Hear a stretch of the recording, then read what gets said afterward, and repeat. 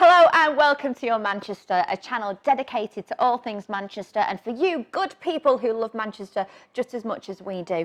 Tonight we have got so much going on for you. We have got the guys from Didsbury Gin who have been wowing the Dragon's Den and managed to bag themselves a dragon. They're going to be telling us all about their experience. And we've also got our Titters who has been walking up and down the country. Well, maybe not the country, but he's been doing a walk and he's going to tell us just how that has been making him fit. And has he lost any inches? Well, we'll find out later. If you do like us, though, don't forget to subscribe. All you need to do is press the button below and show us that you love us. And keep watching Your Manchester.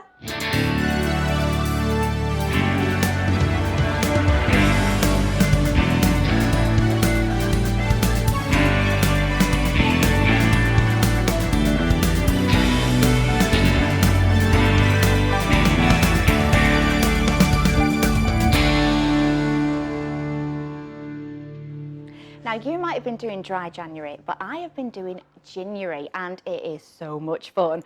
So what better than to invite the leading gin makers and producers that we have in Didsbury.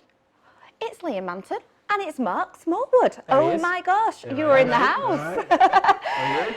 You have come up with the idea of Didsbury Gin. I've tasted it myself. How was it? Absolutely fantastic. I may have had a bad headache the next morning because I drank quite a fair bit of it. It will be the tonic. It will be the tonic. Yeah. Very clean, the gin. Very clean. Crisp. I've got to say, congratulations, guys. Oh, thank you. Because you were on Dragon's Den. Oh yeah. And you bagged yourself a dragon with this gin. Slayed as a dragon. Slayed a dragon. Slayed a dragon. I know. How does that feel? It's not quite sunk in yet because after that a lot of work happens. Yeah.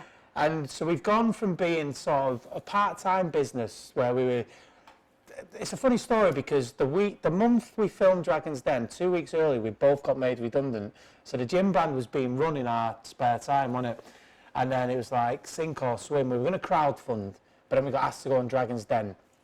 So we went on. Obviously, we're always confident because we know the gin's good. But then it's like we're running the business from my living room, aren't we? Yeah. We've been doing it part-time. Will it all stack up? Yeah. Wow. So we went in, and luckily for them, they got a gin brand. That's fantastic. Is it because you're gin lovers that you decided that you'd come up with this Didsbury Gin? Well, before we set up, we definitely drank a lot of gin, so you can put that down. I've always loved gin, and then obviously I met Mark. Yeah, I did hospitality at University of Manchester, never left Manchester. Always worked in bars and restaurants for like over 20 years now, so... We've drank a lot of gin. Drank a lot of gin at the time. So a good partnership, really. So somebody's kind of got the business brain, you've got kind of like the impetus in terms of like the gin and how it's going to be done. But this Jenny Campbell, who's your new dragon. Yeah, we've had to keep that quiet since April. Wow. So like we said, we got made redundant in March. And about 2 weeks later, we were actually filming the show. Wow. And then ever since then, we've had to just keep it quiet. And does it feel exciting? Do you feel like you're going places now Jenny's on board? Because you put 75,000 into your company for 33.3%. To be honest, she got the bargain of the century because Jenny's not been allowed to do anything with us till the show aired. So obviously she's done a lot of back office support, but she can't do anything visible. To be fair, right, I mean, we've not spoke about sort of the impact she's had on the business as well, because we've been working together a month or so now, and it's, you know, you can't put a price on the expertise, the contacts, you know, and just having someone like that, having confidence in your products and your brand, it makes you confident as well. So I think, we built, between Dragon's Den and her being able to do anything, we built it to a level, and then now it's just going a different way now. I mean, the last 2 days we've had in the office. Right, last thing before you two cheeky monkeys come out of our studio. Right. Well, I've got to leave. Yeah, you have got to leave. I'm going to send you out. You didn't bring any gin. They didn't bring it with them. He drank it on the way here. Liam, right. Who's taller, you or Peter Jones? He's a little small, isn't he? It depends whether he has his heels on or not. Stand up. I think you'll go off our camera, actually. Go on, stand up. Peter Jones has definitely got about 6 inches on you. There's he, yeah, he's what? There you go. See, Peter Jones has nothing on Liam. I've got about 1 inch on Deborah Meaden, I think. Have you? on that note, matching heels. Ladies and gentlemen, thank you very much for joining us, and we come back with some of your flavours very soon and see us. Yeah, we'll be here tomorrow. Yeah. We'll bring you some gin next time. Yeah. Oh, this is the moment I love on these shows. It's when our Titters joins us and I find out what he's been up to. And you've been walking, haven't you? Yeah, I went up Rivington Pike the other day, took a few shots, got a bit of fresh air, and spent 3 days beforehand planning what I was going to have for tea when I got home. Oh, Oh, bless. it's lovely. Was it a brisk walk? It was, because I'm well and truly out of condition, and I was blowing through my bottom a little bit. Oh, we don't was know. Well, I was taking breath in as well through there as well. I was panting a bit. Lovely. But it did me a power of good, out in the fresh air. Well, this is all about a new you, a new fitter you, and a bit of mindfulness as well. So shall we take a look at what you go up to? I certainly can.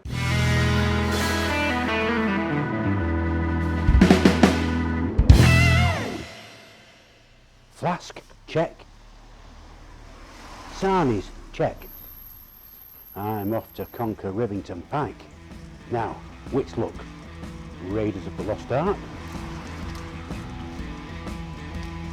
Or Benetton Crossroads? Benetton Crossroads. First stop, visitor centre. Because right next door are the toilets. I'd hate to caught short. Our first section takes us up to the very impressive Rivington Hall. Then around the corner, Rivington Barn. Meeting place of the biker boys and their toys.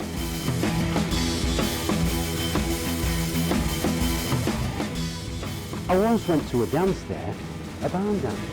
But isn't that what barns are for? The ascent now begins in earnest. Woodland bridle paths with the occasional horse rider or three. A stream with a stone wall creating a waterfall. Quite quaint. Through the gate to a more open path with fields to one side. Suddenly the climb has become a bit steeper. The legs start to feel it. The managed footpath meanders up to the upper gate. A good place for a breather. My thighs were on fire. Continuing along the gentler sections leading to the viaduct. A viaduct halfway up Winter Hill. Oh well, continuing upwards and cutting through the gardens, currently being worked on by the Rivington Hereditary Trust, we arrive at the gate. The tower is in sight. There's the cobblestone-like roadway. There's a section of steps with a quick break to view the scorched landscape from the moorland fires of summer 2018 before the final push, knowing at the top you'd be eating your sarnies and drinking your flask of coffee with a tot of rum in it. Yes, yes, yes. He came, he saw, he conquered.